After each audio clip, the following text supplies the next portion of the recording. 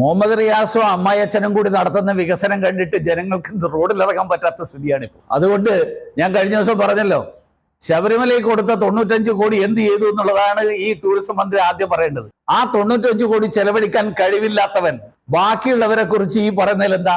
മാത്രമല്ല, വഴിനീളെ ദേശീയപാത വികസനം കേന്ദ്ര ഗവൺമെന്റ് നടത്തുന്നു. എന്നിട്ട് അത് കഴിഞ്ഞിട്ട് അവിടെ വഴിയില് അമ്മാച്ചന്റെയും മരുമകന്റെയും ബോർഡ് വെച്ചിട്ട് ഇത് മുഴുവൻ ഞാനാണ് നടത്തിയത് എന്ന് പറയുന്നത് പോലത്തെ വികസനം, അങ്ങനത്തെ വികസനം ഞാൻ ഏതായാലും ശ്രമിച്ചിട്ടില്ല.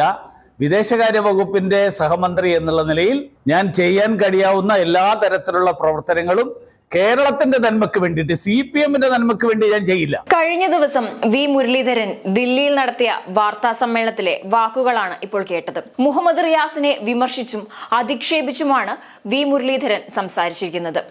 മുഹമ്മദ് റിയാസും അമ്മായിയച്ഛനും കൂടി നടത്തുന്ന വികസനം കാരണം ജനങ്ങൾക്ക് റോഡിലിറങ്ങി നടക്കാൻ പറ്റാത്ത സ്ഥിതിയാണിപ്പോഴെന്നും, ശബരിമലയ്ക്ക് കൊടുത്ത 95 കോടി എന്ത് ചെയ്തുവെന്നും, ആ 95 കോടി ചിലവഴിക്കാൻ കഴിവില്ലാത്തവനാണ് റിയാസ് എന്നും മുരളീധരൻ പറയുന്നുണ്ട്. CPM കേരളത്തിന് ഏറ്റവും വിനാശകാരിയായ ഒരു സർക്കാരും ഒരു പ്രത്യയശാസ്ത്രവുമാണെന്നും വി മുരളീധരൻ വിശ്വസിക്കുന്നു.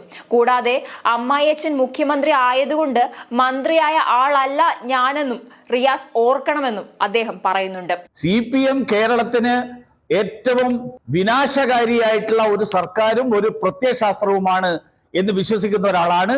അതുകൊണ്ട് CPM-നെ ഇല്ലാതാക്കാൻ തന്നെയാണ് എൻ്റെ ശ്രമം. CPM-ന് കേരളത്തിലുള്ള ജനങ്ങളുടെ വിശ്വാസം ഇല്ലാതാക്കാനും പിന്തുണ ഇല്ലാതാക്കാനും ഞാൻ തുടർന്നും ശ്രമിക്കും. കാരണം ലോകം മുഴുവൻ കമ്മ്യൂണിസം നാശമേ ഉണ്ടാക്കിയിട്ടുള്ളൂ. ലോകം മുഴുവൻ കമ്മ്യൂണിസത്തെ വലിച്ചെറിഞ്ഞു. കേരളത്തിലെ ജനങ്ങളെ തെറ്റിദ്ധരിപ്പിച്ചുകൊണ്ട് എത്ര കാലം കൊണ്ടു നടക്കാൻ പറ്റും എന്നുള്ള കാര്യം വരും ദിവസങ്ങളിൽ നമുക്കറിയാം. കേരളത്തിന്റെ പേരിൽ ജനങ്ങളെ ഇറക്കി വിട്ടപ്പോ ഞാൻ അതിനെതിരായിട്ട് ശബ്ദിച്ചത്, കേരളത്തിലെ ജനങ്ങളെ കേന്ദ്ര സർക്കാർ ഞെരുക്കിക്കൊല്ലുന്നു എന്ന് പറഞ്ഞ് തെറ്റിദ്ധരിപ്പിച്ചപ്പോ വസ്തുതകൾ ജനങ്ങളുടെ മുന്നിൽ വെക്കുന്നത്, ഇതൊക്കെ അസഹ്യത ഉണ്ടാക്കും എന്നെനിക്കറിയാം. മാത്രമല്ല, വിയോജിക്കുന്നവരെ ആക്ഷേപിച്ചും ശാരീരികമായി ഇല്ലാതാക്കിയും ഉന്മൂലനം നടത്തുക എന്നുള്ളത് CPM-ന്റെ നിലപാട് എത്രയോ കാലമായിട്ട് തുടരുന്നതാണ്. 23ാമത്തെ വയസ്സിൽ CPM-കാര് കള്ളക്കേസിൽ കുടുക്കി എന്നെ 2 മാസം ജയിലിലിട്ട കാലം തൊട്ട് എനിക്ക് അനുഭവമുള്ളതാണ്. അതുകൊണ്ട് എന്നെ റിയാസ് ഇതൊക്കെ പറഞ്ഞ് പേടിപ്പിക്കാൻ ശ്രമിക്കണ്ട. റിയാസിന്റെ പണി നോക്കുക. അമ്മായിയച്ഛൻ മുഖ്യമന്ത്രി ആയതുകൊണ്ട് മന്ത്രി ആയാളല്ല ഞാൻ എന്നും കൂടി മനസ്സിലാക്കുക. ഇതിന് ചൂടോടെ തന്നെ മറുപടിയുമായി രംഗത്തെത്തിയിരിക്കുകയാണ് റിയാസ്. അദ്ദേഹത്തിന്റെ തറവാട്ട് സ്വത്തിൽ നിന്നും അല്ല പണം ചോദിക്കുന്നതെന്നാണ് റിയാസിന്റെ മറുപടി. നമോ പൂജ്യ നിവാരണ പദ്ധതിയിലൂടെ കേന്ദ്രമന്ത്രിയായ ആളാണ്.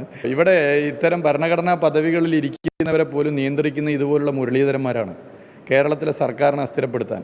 ഇത്തരം ഭരണഘടനാ പദവിയിൽ ഇരിക്കുന്നവർ എപ്പോൾ ഭക്ഷണം കഴിക്കണം, എപ്പോൾ മൂത്രം ഒഴിക്കണം നിശ്ചയിക്കുന്നത് ഇതുപോലുള്ള മുരളീധരന്മാരാണ്. ജനാധിപത്യപരമായി ജനങ്ങൾ തെരഞ്ഞെടുത്ത ഒരു സർക്കാരിനെ അസ്ഥിരപ്പെടുത്താൻ കേന്ദ്ര സർക്കാരിൻ്റെ കീഴിലുള്ള ഇത്തരം സൗകര്യങ്ങളും ഭരണഘടനാ പദവികളും ഉപയോഗപ്പെടുത്തുകയാണ്. അതാണ് കാണുന്നത്. എന്തുകൊണ്ടാണ് വി മുരളീധരൻ മറുപടി പറയാതെ മാറിക്കളഞ്ഞത്? റിയാസിനെതിരെ മുരളീധരൻ ഇനി ഒന്നും പറയില്ലേ? എന്തായാലും വി മുരളീധരനും റിയാസും തമ്മിലുള്ള വാക്പോരിപ്പോൾ കടുത്തിരിക്കുകയാണ്.